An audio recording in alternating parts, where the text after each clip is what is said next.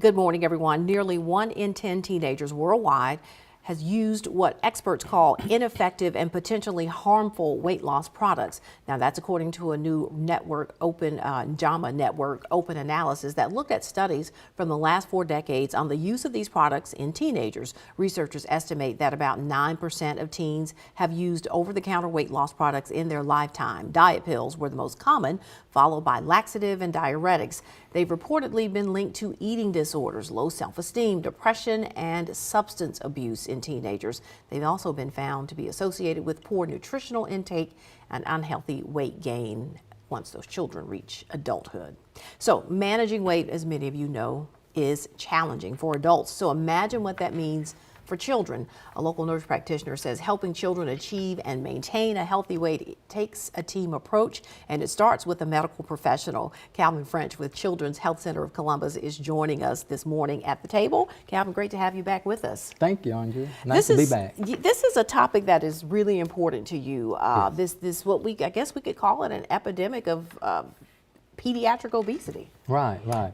And the thing about it is that we must understand that this just didn't happen overnight. It's been out there for years, and we've used different multi-faceted ways to try to treat it, and found out that even though we're doing what the guidelines say, that sometimes we don't get the results that we're looking for.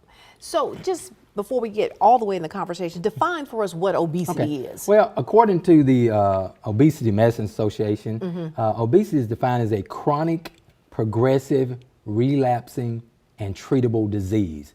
We must understand that obesity is not a lifestyle, it is a disease.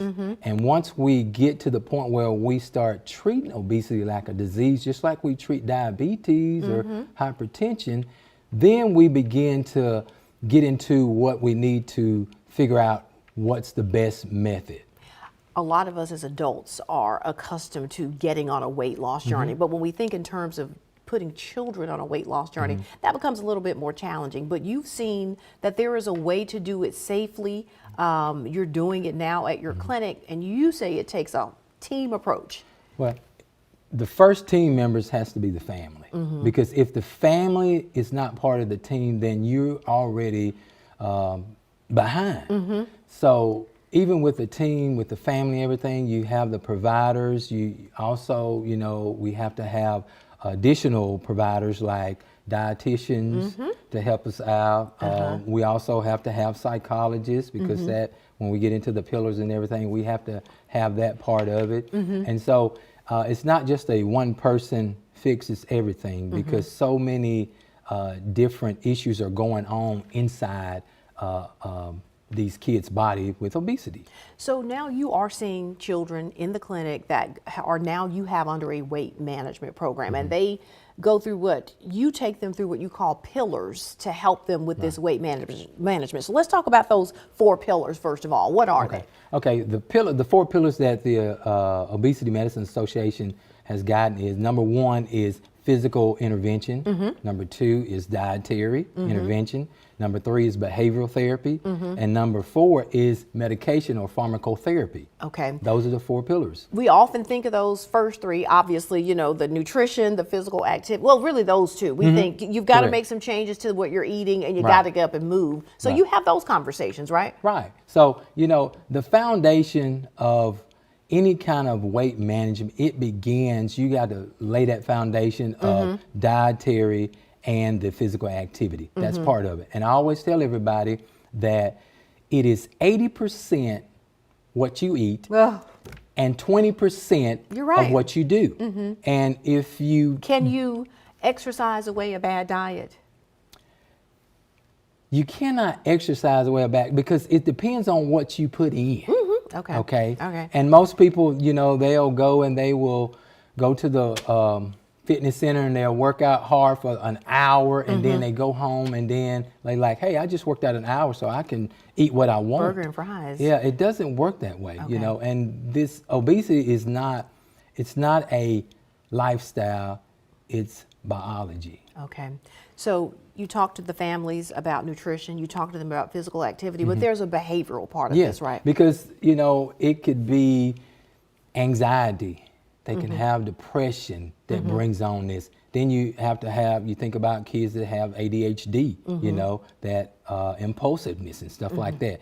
So, and then there's another thing we call the night eating syndrome. Okay. You know, we eat late at nighttime. And so, you know, a lot of times we have to deal with those. Right. Okay, because that's part of the treatment, you know, because that right there can hinder the losing weight, you know.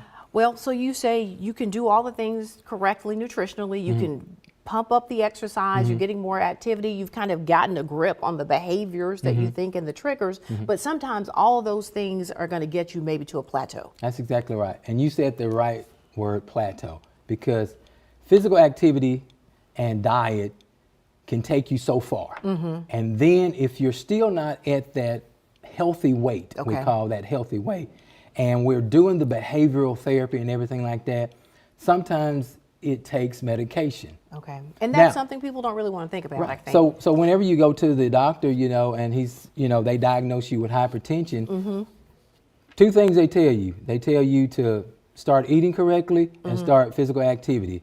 And then they'll come back and they'll say, yeah, we need to add a medication, you know, but, you know, whenever we talk about obesity and we say add a medication, you know, there's a little bit of a stigma attached that's to it. exactly correct. In these final moments, let's kind of go through what you say are, you know, the reasons that the medicine could work for a child. And one of those is to slow the progression of weight gain. Correct.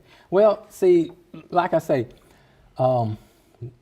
obesity is a biological, it's hormonal. Okay. Because of the fact that we don't have control of our hormones. Our hormones has control of us. Okay. You know, just for example, if, you know, we're outside and we start getting hot on the inside, then our mind, our brain lets us know that, hey, we need to sweat to cool ourselves down. Okay. So you don't tell yourself to sweat, it automatically happens. Right. So this is why I say this is hormonal, because of the fact that, you know, we don't have control, but then we talk about these hormones that like ghrelin that makes you hungry, you know, and a lot of times ghrelin, you know, whenever we're eating, this hormone says, no, that's not enough. Let's just eat some more. And a lot of times we begin to overeat. So the medication helps with the hormones. That's exactly and right. the things that we can't control. That's exactly right. It hits different pathways. I always say the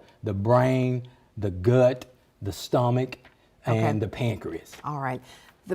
The basic thing here is obesity is a disease. It has to be treated. There are many different levels of doing that. If people want to get in contact with you, how can they do that? Call the office, 662-329-2955, and just set up a meeting appointment with us, and we will be glad to sit down and talk and, you know, and just tell you exactly what obesity is. All right. We appreciate it. Thank you so much. I know this is a passion for you. We appreciate it.